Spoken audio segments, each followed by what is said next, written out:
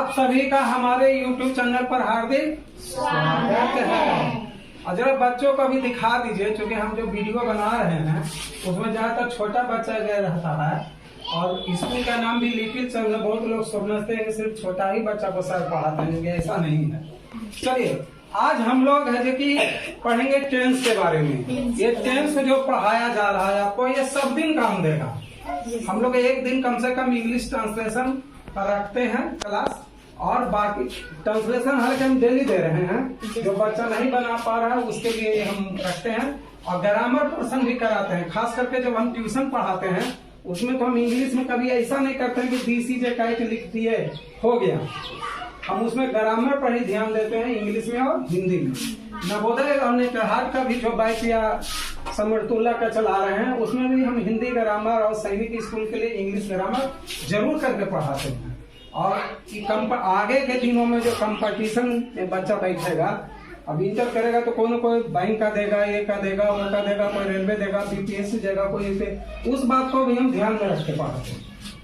तो देखिए टेंस कितने प्रकार के होते हैं? 3 प्रकार, प्रेजेंट टेंस, पास्ट टेंस और फ्यूचर। फिर चारों टेंस जो होता है वो तीनों टेंस 4 प्रकार के होते हैं। कितने प्रकार के?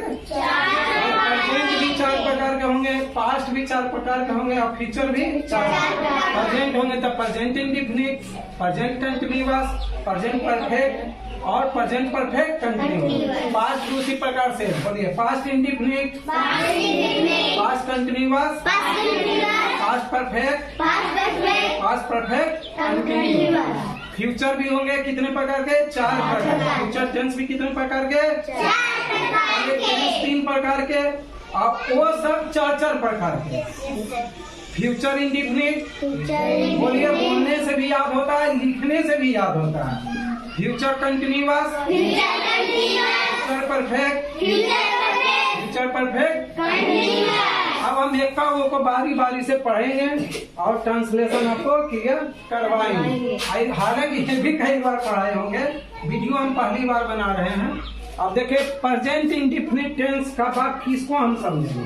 अगर हमारे सामने कोई ट्रांसलेशन आ गया, कोई सर पूछ लिए, कोई अंकल पूछ लिए, तो हमको ये पहले समझना है कि वो जो बात बोल रहे हैं कौन टेंस का है। अगर आपको नहीं समझेगा तो गलत हो जाएगा ना। अब जैसे ही देखिए कई एग्जाम्पल देके आपको समझाएंगे। जैसे सबसे पहले प्रेजेंट इंडेफिनिट टेंस का पहचान क्या है? जिस वाक्य क्रिया के अंत में ता है, ती है, ते लगा हो उसे प्रेजेंट इंडेफिनिट टेंस का बात समझते हैं, है ना। प्रेजेंट इंडेफिनिट में ता है, ती है, ते है लगा रहेगा। और जैसे वह जाता है, वह खाता है, मैं जाता हूँ, सीता खाती है, मैं स्कूल जाता हूँ। अब कहीं टेंशन तो नहीं है, नहीं समझ गए। अब अनुवाद का नियम यानी ट्रांसलेशन, सबसे पहले इसमें हमको सब्जेक्ट को रखना है। अब लगले देखे यहाँ पर बताए सब्जेक्ट कहते किसको है? जो काम करता है ना। Person who doing work is called subject.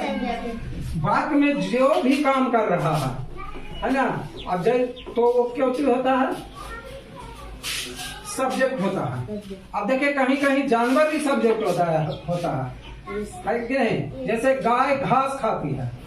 अब यहाँ पर कोई व्यक्ति तो नहीं है, खा कौन रहा है? घास भाई, गाय। यहाँ पर गाय क्या है? सब्जेक्ट है। अब इसका भी ट्रांसलेशन आपको बताएंगे, बहुत भारी नहीं है। अब देखिए अब इसका रूल है, पहले सब्जेक्ट रखेंगे, ठीक है, उसके बाद वर्ब रखेंगे, उसके बाद एस या ES का जहां पर जरूरत होगा वहां पर लगाएंगे। अब किसके साथ लगाएंगे? ही, सी, इट और वन। इसके बाद ये भी एक चीज ध्यान रखना कि कोई भी सिंगुलर चीज होता है, सिंगुलर एनिमल है या कोई सिंगुलर पद, उसमें भी एस या ES लगता है। अब ये जब बहुत आगे पढ़िएगा तो क्या होता है कि सब्जेक्ट वर्ब कॉम्बिनेशन एक पढ़ना है। तो उसमें क्या है कि अगर आपका सब्जेक्ट जो है सिंगुलर है तो वर्ब भी क्या होना चाहिए? सिंगुलर। अगर सब्जेक्ट आपका सिंगुलर है, सिंगुलर मतलब एक वचन का मतलब जहां पर एक का बोध है, तो इसमें वर्ब भी होना चाहिए। कौन होना चाहिए? सिंगुलर। लेकिन यहाँ पर देखिए बहुत सा लड़का ये नहीं जानते हैं कि जिसमें एस या ES लगा रहता है, जैसे हम एस या ईएस लगा के प्लूरल बनाते हैं, जब पेन है तो पेन्स, लेकिन वर्ब के मामले में उल्टा होता है, जिसमें एस या ईएस लगा हुआ रहता है उसी को हम लोग सिंगुलर वर्ब कहते हैं ना।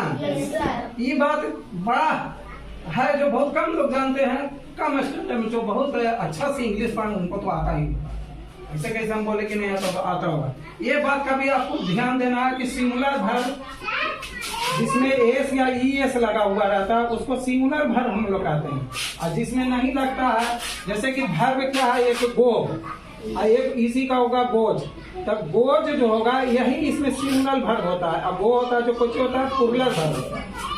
ये बात भी आपको ध्यान रखना पड़ेगा। अब देखिए वह खाता है तो कैसे बनाएंगे, सबसे पहले सब्जेक्ट तक खाता, तो सब्जेक्ट का पकड़ेंगे कैसे, कौन से, कौन खाता है, वह खाता है, या तो इसमें स्पष्ट है भर के इसमें खा कौन रहा है वह, तो पहले रखेंगे ही, ही के साथ एस या। आप ये भी समझ सकते हैं कि या तो याद रखिए या ये समझिए ही क्या है, सिंगुलर है, वह खाता में रहता है। वर्ब क्या होता है खाना का, ईट, तो एस लगाएंगे क्योंकि सिंगुलर वर्ब है, सब्जेक्ट हमारा क्या है सिंगुलर है। तो लेकिन ये बात हालांकि थोड़ा सा हाई लेवल का है, जैसे आप कहीं कहीं लगाते, इसलिए हम ये एडवांस में बताए हैं 1 2 3 का बच्चा तो आप यही चीज याद रखिए कि ही सी इट और 1 नेम के साथ एस या ईएस लगता है। लेकिन ये गड़बड़ कब होता है, जैसे अब हमको लिखना कि गाय घास खाती है, तो अब आपको यहाँ पर थोड़ा कंफ्यूज होइएगा भाई एस ये, लेकिन लगेगा क्योंकि गाय जो है एक गाय के बारे में बोला जा रहा है,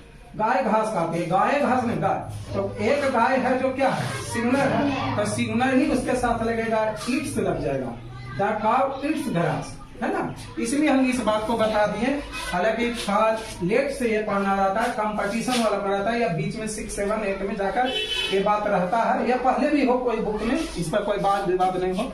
अब देखें राम और श्याम जाता है, तो सिंगुलर के साथ ही ऐसे प्लूरल में तो लगता नहीं है, इसलिए हम लिखे थे सिंपली 1 नेम, यहाँ 2 नेम हो गया राम और श्याम, तो इसमें होगा राम एंड श्याम गो, रोज नहीं होगा, एक नाम रहेगा, जैसे कि तब लगेगा वह जाता है तो ही गो, ताकि ही के साथ तो ये लगता है, और दूसरा हिसाब से भी सोचेंगे तो हो जाएगा, मैं जाता हूँ आई गो, अब राम जाता है तो राम गोज, समझ गए होंगे।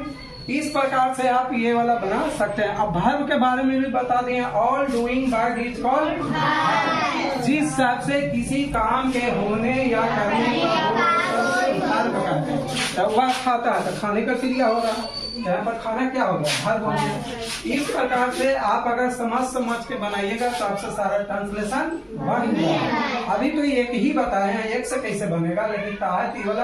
अब इसके बाद प्रेजेंट कंटिन्यूअस में क्या है, रहा है रही, जिस वाक्य क्रिया के अंत में रहा है रही है उसे क्या कहते हैं प्रेजेंट कंटिन्यूअस। देखिए आपको एडवांस में बता रहे हैं रहा है रही है, या कभी कभी रहा रही वाला भी फेल हो जाता है, तो एक चीज और ध्यान रखना चाहिए, जिससे काम जारी रखने का बोल, जैसे वह बैठा, अब रहा रही तो है नहीं, लेकिन बैठने का क्रिया जारी है, तो इसमें क्या होता है, इसका नियम अनुवाद का subject plus is am are, इसमें इज एम आर लगता है और इसके बाद लग जाता है वर्ब में आईएनजी, फिर ऑब्जेक्ट। इसमें भी आप है कि एस या ईएस के बाद ऑब्जेक्ट भी लिख सकते हैं, यानी कि आगे कोई तरह का और है ऑब्जेक्ट, तो उसका भी आप प्रयोग कर, जैसे रहता है वह स्कूल जाता है तो ही गोज टू स्कूल, क्योंकि आपका आगे ऑब्जेक्ट है तो ऑब्जेक्ट भी लिखना चाहिए, तो आगे वाला भी छोटा सा। इसी प्रकार से इसमें रहेगा कि वह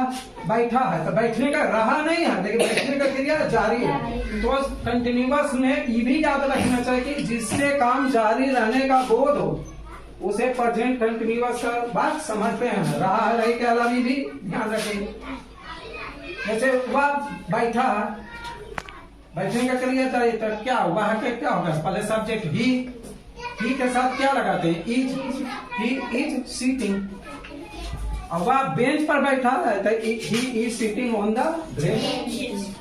तो इस प्रकार से आप लोग घर में मेहनत कीजिएगा, कंटिन्यूअस तो थोड़ा सा एडवांस में समझाएं, इसके बारे में कल आपको पढ़ाएंगे।